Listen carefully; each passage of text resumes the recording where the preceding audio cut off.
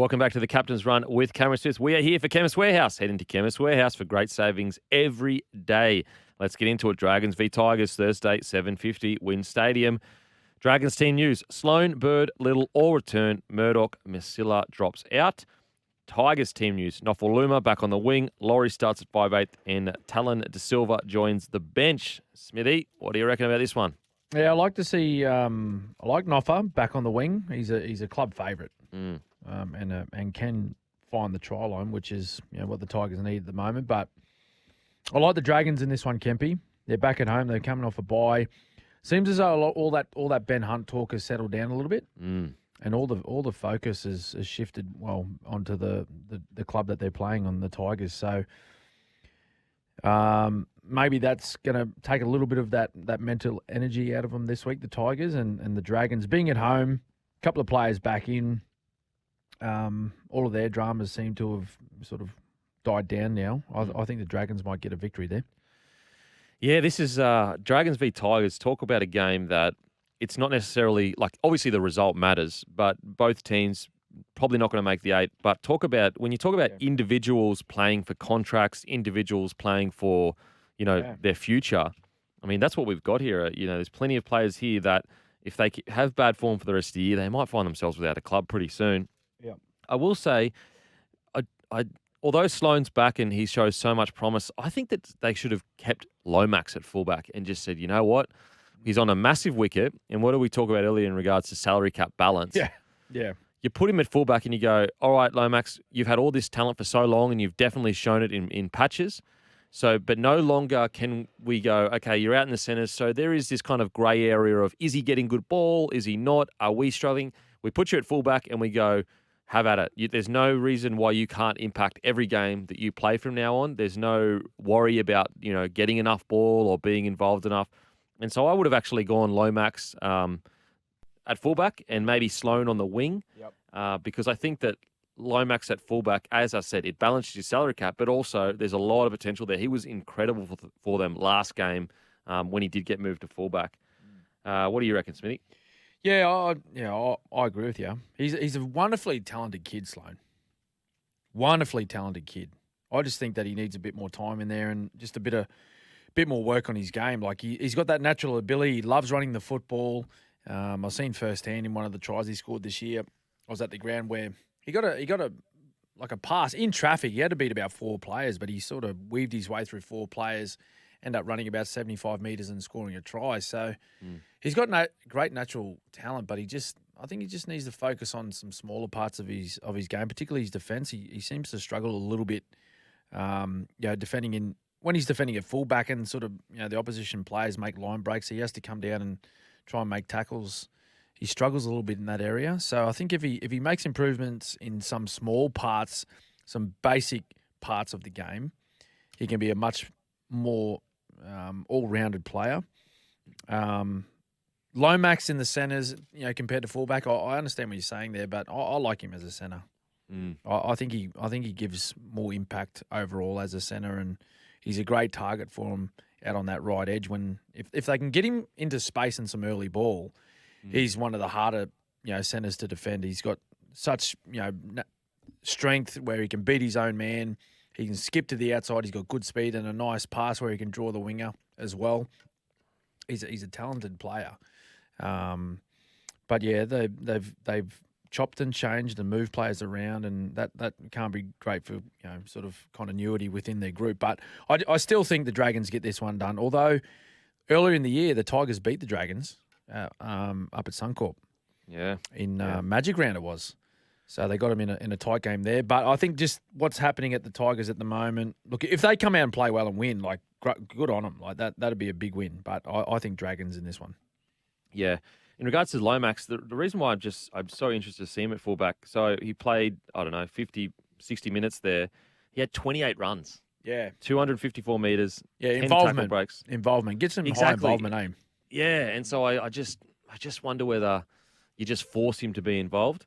But anyway, Tigers, look, they just got to get a win, or at least they just got to play well. Yeah. They just got to play well. Seriously, they got the roster. They got the forward pack. Appy's going to be back for his second week, so hopefully they can turn things around. Now, Warriors v Raiders. Friday, 6 p.m, Go Media Stadium, Auckland. Marato Niokore returns from suspension. Bunty Afoa returns from concussion. Papali'i and Horsburgh and Solo all return for the Raiders. How do you see this one playing out, Smithy? Oh, this is great matchup. I'm loving what the Warriors are doing at the moment. Just loving what they're doing. They're just, they're a team. I think they might be the footy side this year that could possibly be a lot of fans' second team. Yeah. You know what I mean? Just because of their return to New Zealand, what they did in the last couple, we're all aware of that. But the results that they're getting now for being at home and having a coach that it seems as though he's implemented a fair few things that these players have responded to. I think he's done a lot of work, Andrew Webster, in the preseason, just building a very sort of basic sort of outline of what their football should look like.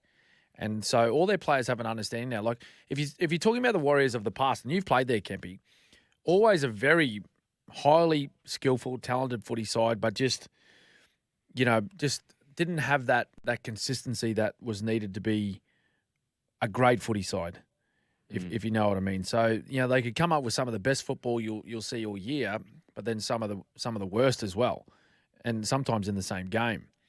But he's brought this level of consistency to their footy side, helped by a fair few of their older players playing in some of the best form that they've had their entire career. Sean Johnson, unbelievable.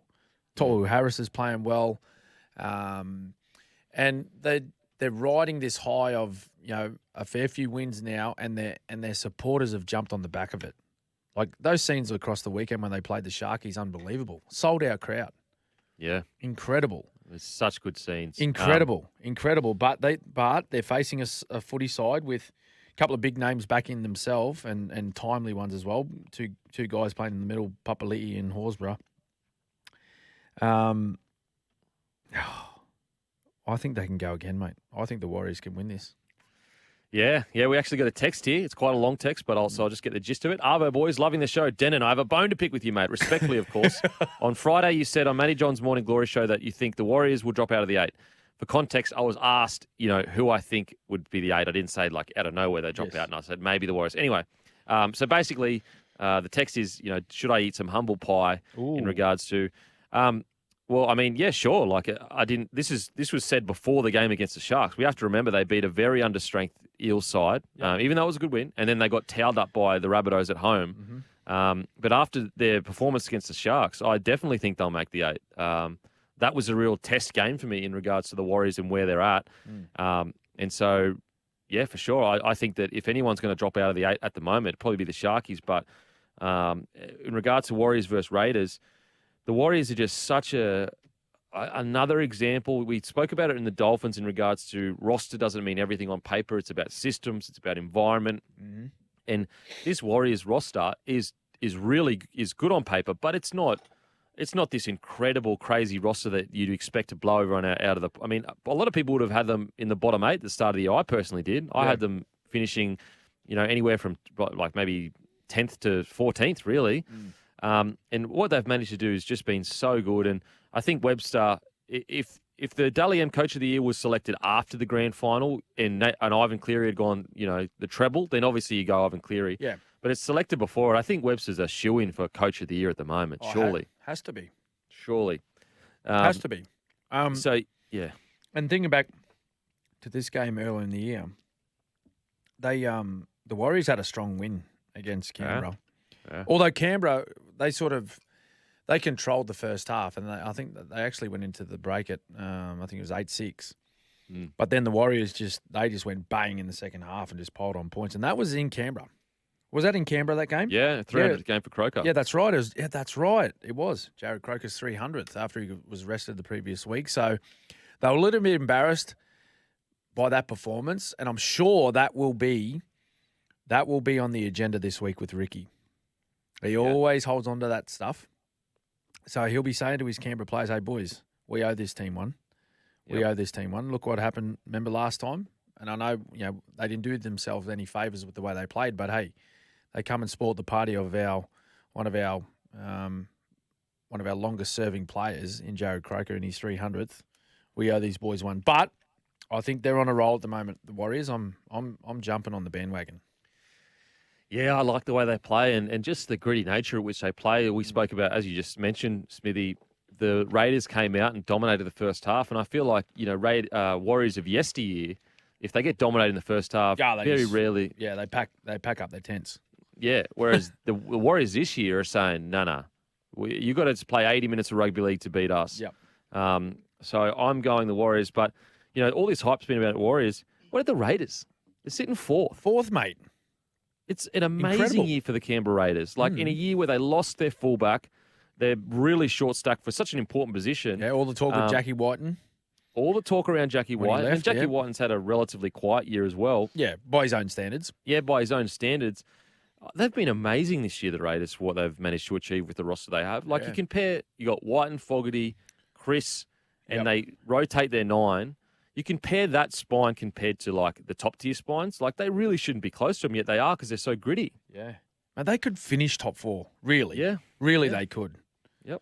Warriors, and then, Newey, West Tigers. That's right. They got a Storm in there, but then they got Doggies, Broncos, and finish with Sharkies. So they could well and truly finish top 4. It'd be huge.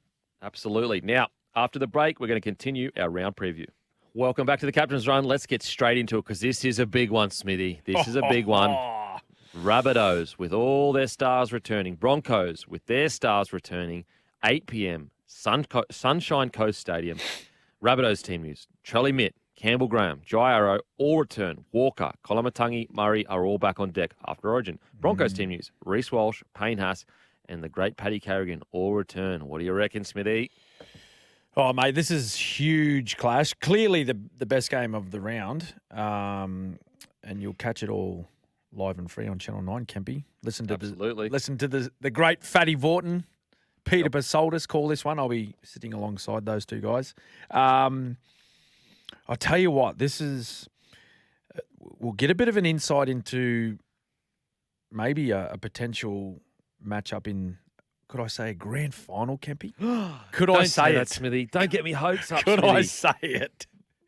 Mate. An early grand final. Well, look, these two teams, we spoke about these two teams earlier, and having the potential to maybe upset the Panthers on the way to 3 consecutive premierships. But look, I like it. The two very good footy sides sitting quite high on the ladder. Big names back. Reece Walsh, he was coming back from suspension, but Payne Haas injury, Paddy Carrigan, he was rested. Trell Mitt, he's the big one. Yeah. He's the big one for me. Been out for quite some time. I think his last game was May 19, so quite some time ago now. He's had those calf issues, and just wondering how the big fellas spent that time away from the game. Whether he's looked after himself and he's going to come back in really good condition, or whether it'll take him 2 or 3 matches to get going again. Not sure. I'd like to think that he's up and raring to go, and he's ready for this one because this is a huge game for them against the Broncos, who have been sitting pretty much at the top of the ladder the whole season, and they're in really good form. This is the Rabbitohs home game. Yeah. At Sunny Coast Stadium, which, it's I think there was a few people blowing up at the start of the year when your boys, the Broncos, they're playing these away games. Don't blame us. Away games, and they're all in Queensland. Hey, Rabbitohs made this decision. On, mate. We're just a battler trying to get back on our feet, and we can't help if some things fall our way. Yep. So interesting to see. Interesting to see. I want to keep an eye on 2 guys. Right? The 2 fullbacks. Trell Mitt and Reece Walsh. How's he going to bounce back from that suspension? Because he was, he's carrying on a little bit, wasn't he? He's carrying on a little bit in that game, and he got suspended for, shooting his mouth off. So, he needs to he's taken his medicine. He got 3 matches, and, the biggest one was sitting out Game 3 of State of Origin. But let's see how he returns now and just gets out there and plays football. Yeah, you're totally right. It's going to be interesting to see what his body language is like, what his chat is like, how he talks to players. Does he it's really because, again, you don't want to take away the fire in his belly. That's what makes him so No, great no, because he of course. competes on Yeah. everything. But at the same time, you're right. He got carried away. He got suspended. Whether you believe he did or didn't do it, if he wasn't so animated and going at the refs as many times as he did, he wouldn't have got suspended. And so it's going to be really interesting to see whether we see a more mature Reece Walsh on the other side of the table. Latrell Mitchell, I mean, their premiership hopes rest on his shoulders. So if Trell Mitt is coming back fit, firing, and rested, Yes. it's a scary, scary prospect for the rest of the NRL. Real scary. This game is such a good test for both sides because regardless of whether you win or lose, it's how you play. You know, if they both go into this game and it's a high-quality match of rugby league, and let's say Rabbitohs get up by 6 points, both teams can walk away and say, we're ready. We're ready to go on a run here. If it's an ugly win, it's low quality, and both teams, they get no confidence from it. So it's really important that both teams turn up and deliver a high-quality game of rugby league. Yeah. Broncos are sitting a fair way ahead of the Bunnies. It's probably more important for the Bunnies to win this one than the Broncos, even though I feel as though, regardless of this result, if the Bunnies were to get beaten, I still feel as though they're going to feature in the finals. Yeah. But sitting eighth, they're in that sort of precarious spot there where, if North Queensland were to win this weekend, they would then leapfrog the Bunnies. Wow. Well, they got to score, like the for and against and all that comes into it, but no, they definitely would because they're each on 24, so they'd go ahead of the Rabbitohs. So all of a sudden, you miss that opportunity to have a win against one of the heavyweights of the comp, sitting second on the ladder, to sitting outside the top 8. As I said, I'll reiterate, I still feel as though the Bunnies will play finals footy, but this could be almost, a win for the mental battle, of both sides. So whoever wins this one takes it into the final series where they could there's a high probability that they'll each face each other again. Oh, mate, for sure. Like for the Broncos, if they beat the Rabbitohs, they almost put to bed the scare or whatever that there's going to be an end of season fall off. Yeah. And the Rabbitohs, if they beat the Broncos, they go, we're the real deal. We can really go all the way this year. Now, next game is Titans v. the Roosters still in the comp. Okay. Titans v. Roosters, Saturday, 3 p.m. at Seabus Stadium. Titans news. Tino is out with suspension. Isaac Liu moves to prop. Aaron Clark starts at lock. AJ Brimson returns at fullback. Campbell moves to the bench and Stimson returns onto the bench. Roosters team news. Teddy returns at fullback. Manu moves to centre. Suoli'i back on the wing. Terrell May replaces White on the bench and Turpin stays at hooker. Brandon Smith-Reyes on the bench. What do you reckon, Smithy? This is an interesting one. Yeah, this is a very interesting one because I don't know, the Titans, even when they have their big names out, like so across that period where they had a few Origin players out, they still went out and competed really, really hard. Yeah. And the Roosters, well, I don't know, just it's not happening for them at the moment. Well, sorry, not at the moment. It's just not happening for them. Full stop. Tom, is Thomas there? I think he is. Crickets. Yeah, crickets. no, nothing. He can't even hit the crickets button. Yeah, I don't even think he goes and watches the game. Oh, Wouldn't surprise me. He's out. Yeah, okay. Yeah, giving up on his team. Yeah, so there it is. There he is. There he is. There he is. He's still there. Is there a button for Schnitz that you can press on that? Can we get some? Can we get a direct line to Schnitz, please? Oh, mate, I would love that. Anyway, back to the footy. Yeah, well, mate, I don't know. Well, Teddy's back. Week off, of course. Jesus, some news around that just quietly. I couldn't believe it. Mate, He played Origin during the week. Let him go. Jeez, like Trent Robinson said, mate, have a week off. You need a break. You've played that much footy. Get away. You don't need to come to the game. And then he gets bagged for it. Like, seriously. Anyway. Mate, listen, this isn't going to be popular with our producer, but I'm going Titans. Mate, I'm with you. I'm going Titans at Seabus.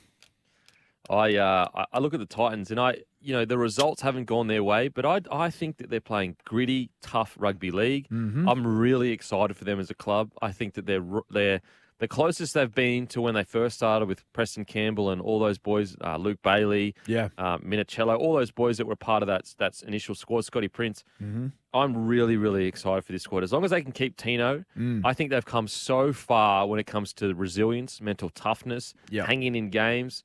I really think that I'll be surprised if they aren't in the 8 next year. Yeah. I would be surprised. I really feel like they're making good progress. Desi Hasler at the club.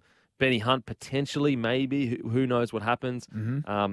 In regards to the Roosters, I spoke about this on Monday. I really think that, the Roosters, if you look at them the last 10 to 15 years, they almost go in cycles where they go, all right, huge recruits, premiership. Yep. Huge recruits, premiership.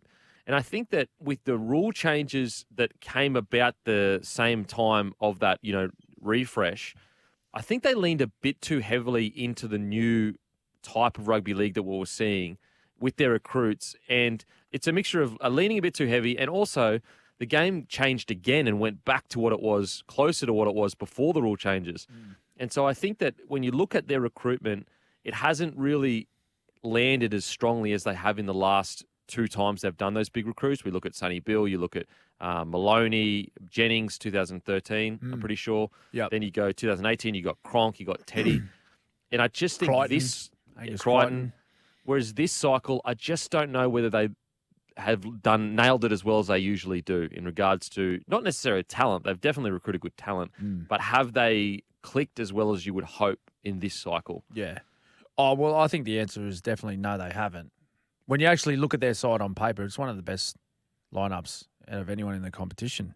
Yeah. That'd be right in saying that, wouldn't it? Yeah, for sure. But it's just not happening for them on the field. And there's been some comments around, Brandon Smith and the recruitment of him coming across, and just how that just hasn't clicked as well. How they haven't found just the optimum role for him in this footy side. He clearly hasn't played the football that he was playing previously when he was at the Melbourne Storm. I think they haven't really found the best, maybe not even the best position or the best role for him to play in this footy side as yet.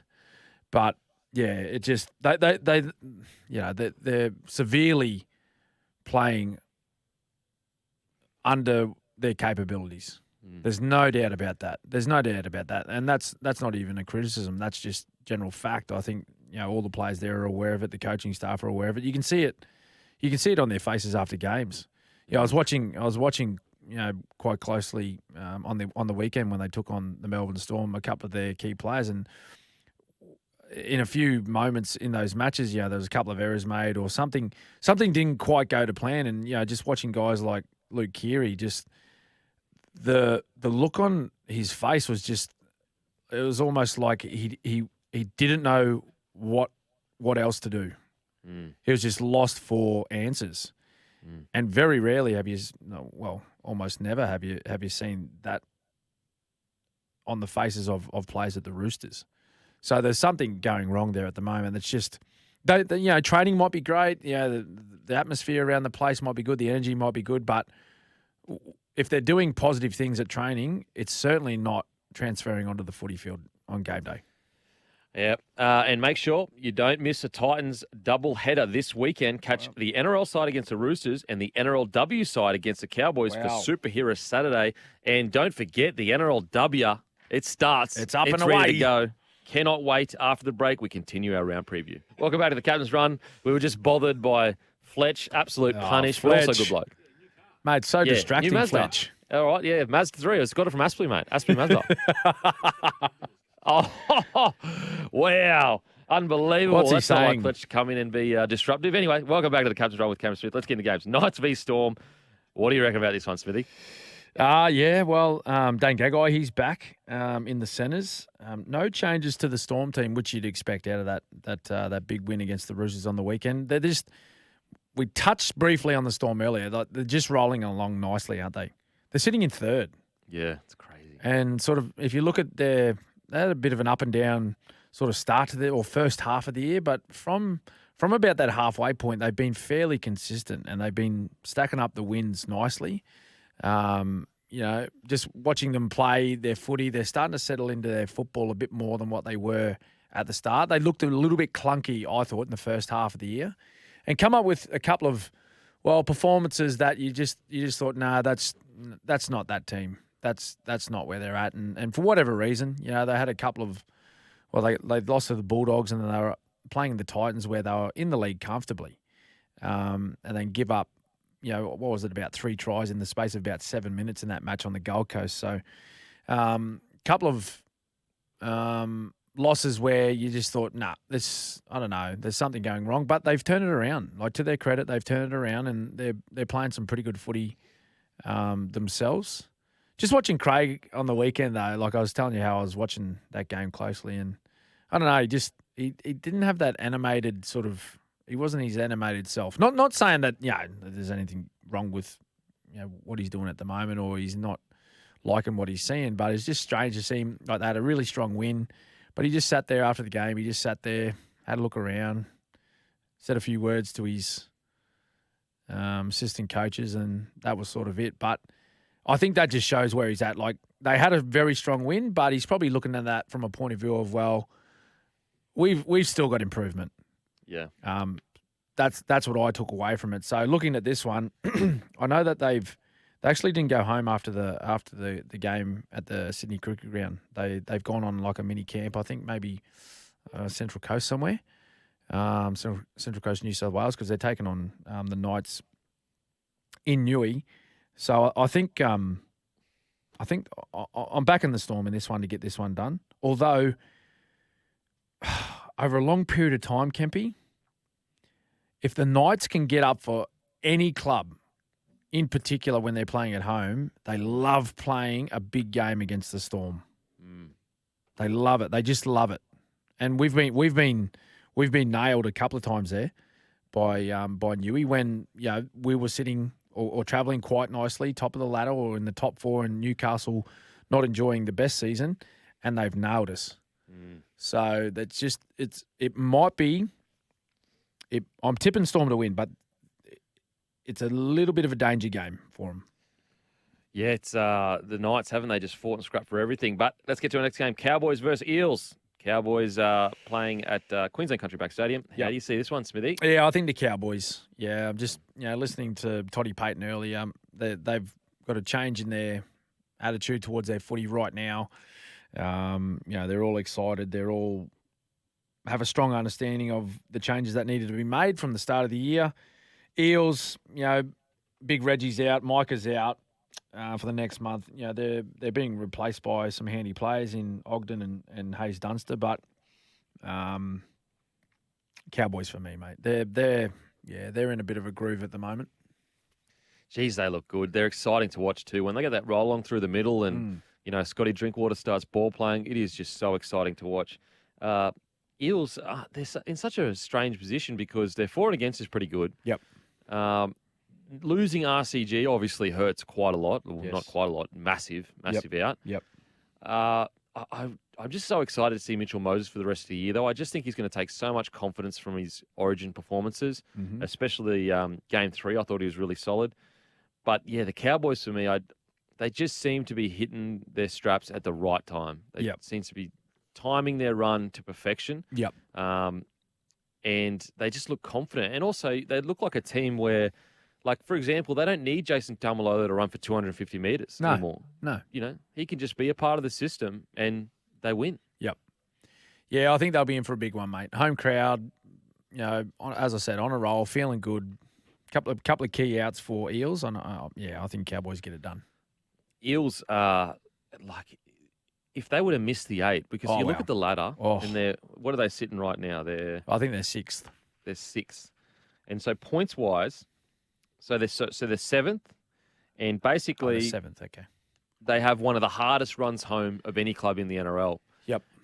I think they're going to have a strong run home in regards to results, but when you look at that run home, geez Louise, it is a tough run home. Yeah, well, if you're looking at any teams that could possibly drop out of the top 8, like I think there's 2. I think there's Eels. All of our Eels listeners, they'll love hearing that. But I think it's Eels only because of off the back of a couple of things, right? The teams that you have to play, All right, you got some really difficult teams to play. You're playing the Cowboys away, and next week they play Melbourne away. So it's two tough road trips back to back. You're going to Townsville, then you're going down to Melbourne. So they're not only are the trips hard, but they're hard to beat those teams as well. Plus, on top of that, you've got your leading front rower and one of your key try scorers on the wing in Micah Sivo out for a month. Yeah. For a month. It's not just this week. A month, Kempy. That's why. And I'm not saying they will. I'm just saying if there's a couple of teams, I'd be saying possibly Cronulla and possibly Para. Yeah, and also Para Eels, very short on outside backs. It's not like they're flush, like other clubs where they can just bring someone in and kill it. So, look, I've got faith in the Eels. I've got faith. You got faith? You know what? Good, you know why I got faith? It's because I stuck with them last year when everyone wrote them off. Yes, so well I'm gonna hang in there. But if they do struggle, I'm gonna say that I never said that. Anyway, after the break, we continue our round preview. Welcome back to the Captain's Run with Cameron Smith. Time for the Panthers v. the Doggies, 2 p.m, Bluebet Stadium. Cleary returns at halfback, also playing his 150th NRL game. Wow. And the Doggies, Flanagan starts at halfback for injured Toby Sexton, while Paul Alamotti starts at centre for Braden Burns. Kikau is named on reserves and could play his first game since round 4. How do you see it, Smithy? Well, mate, that's huge. That's great to hear that Kikau's back. Pec injury, wasn't it? That's kept him out for pretty much the entire season. So great to hear that Viliami could possibly be playing footy this weekend. And I don't know, do you throw him into first grade before the season's out? Maybe not. Maybe not risk him. You might just give him a couple of games, bit of a run. But mate, this is as hard as it gets for the Bulldogs, coming off, the Panthers' performance on the weekend, -5 of their best. So they get all their origin stars back. Cleary's back. He's well rested. He's ready to go. I actually seen him briefly before the game last week, before the game started, and just sort of said, "How you going?" and all this sort of stuff, and he looked fresh. He looked ready to go. He was keen to get back on the field. I actually think, like, if that was a must-win game, he would have been right to play, Kempy, I think. Oh, really? Against the Dolphins, yeah. But I think they're just being a little bit more cautious, being a hamstring injury and whatnot, just give him that extra game. So he's raring to go. I don't like saying this, but this could be a big scoreline against the Bulldogs. Yeah, it is going to be really, really tough. If Viliami Kikau does play, his match fitness is obviously going to take some time to get there. You got Flanagan, who is, gone down the pecking order in regards to starting halves. Mm-hmm. Alamotti, I think he got dropped. Now he's back in. And Nathan Cleary, you just know he's going to be desperate for a big game. Yep. Absolutely desperate for a big game. I just can't see Bulldogs getting the victory here. And I think the Panthers, they just got so much confidence right now. Like they just look so confident, and there seems to be more levels to their game. Like, for example, when Critter's not there, Isaac Tungor essentially becomes player of the round. Yeah, I know. It's scary. Crazy. Yeah, it's scary to think like what they have in reserve. You know what I mean? Like when they're able to have 5 of their representative players not available, and you bring in these young guys and they perform the way they did. As you said, like Tungor was the best player of the round. Yeah. Just incredible. And not only are the Bulldogs facing this Panthers 17 that they run out in the field against, but it's going to be a big crowd. Sunday Arvo at home, Cleary's 150th. They're gonna turn out in droves. Now Sharks versus Eagles. How do you see this one, mate? Big one for the Sharkies. Big one for the Sharkies. There's a few question marks on where they're actually at. Craig Fitzgibbon, he's dropped the axe on a couple of players. Braden Trindle, he comes into the halves for Matty Moylan. Wade Graham, he's being rested. And Sivitalakai, he's been moved to the bench, Kempy, for Connor Tracy. So there's been some moves made by the coach. He obviously not happy with what he's seeing at the moment from his troops. They get Dale Finucane back from suspension. He goes straight back into the 13. Teague Wilton injured with a leg injury, but interesting. Seagulls, Matty Lodge. I'll tell you what, Matty Lodge, right? So we spoke about this move. So he played reserve grade last week, and we spoke about the impact that he had at the Roosters when he first turned up. I wonder what he's going to do here, whether he'll have that same impact for the Manly side. Because they underperformed on the weekend too. They didn't play. I didn't think they played as well as they could have. But two teams that are in much need of a not only a win but just a strong performance, Kempy. Yeah, absolutely. This is a really tough one because you're totally right. Like both teams are desperate right now. Yeah. DCE, the concern I guess I have with Manly is DCE is in career best form and they're still struggling. So it's like you've got the best 7 in the game as in form-wise right now and it still seems to be. And then you've got a new combination in Trindle and Hines. So, look, I this is a 50-50 for me. I tipped Manly on Monday. Yep.